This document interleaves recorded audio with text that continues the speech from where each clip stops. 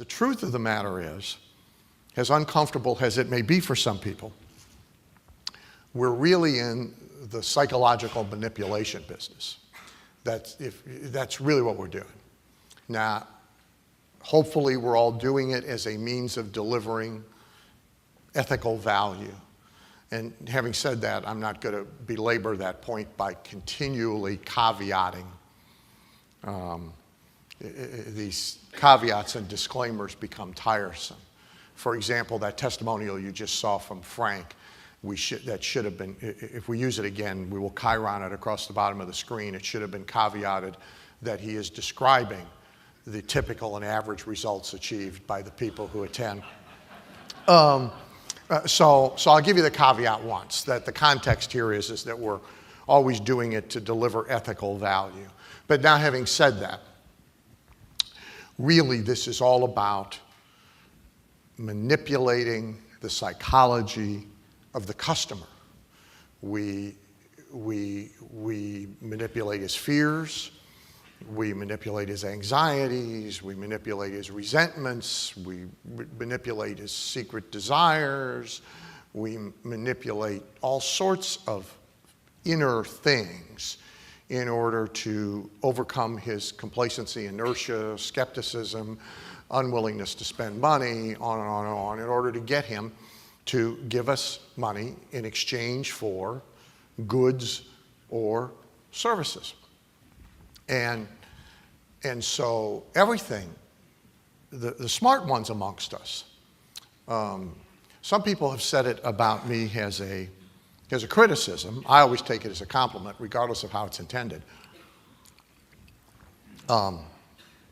That's a side lesson, by the way. That's a writer-downer, by the way. That's not a throwaway line. Is that regardless of what someone says about you is intended, you can always choose to take it as a compliment. And so in a market I did a lot of work in for many years, I mean, I actually had people physically come up to me and say, "You're the biggest asshole I've ever seen." And I would always say, "Thank you," you know. I mean, well, who wants to be second best at anything, you know?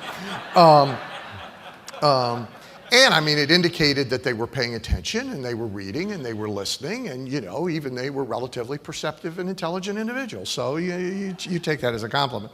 So people have said often to me, it seems like you do everything on purpose, for purpose. Yes, of course. Okay. Very little money is made by accident. So, I mean, there is some. You know, you find $1 laying on the ground that somebody dropped. That's sort of an accident. I mean, but very little money is made by accident. So, yeah, on purpose. So, a person chooses the persona that he's going to present or she's going to present because it is designed to appeal to his or her particular market, and we go from there. So it really is all about manipulating the psychology of our customers.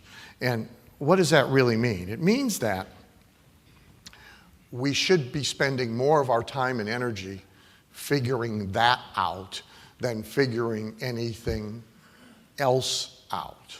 Okay? Not only from the standpoint of selling to them, but from the standpoint of satisfying them after we sell to them.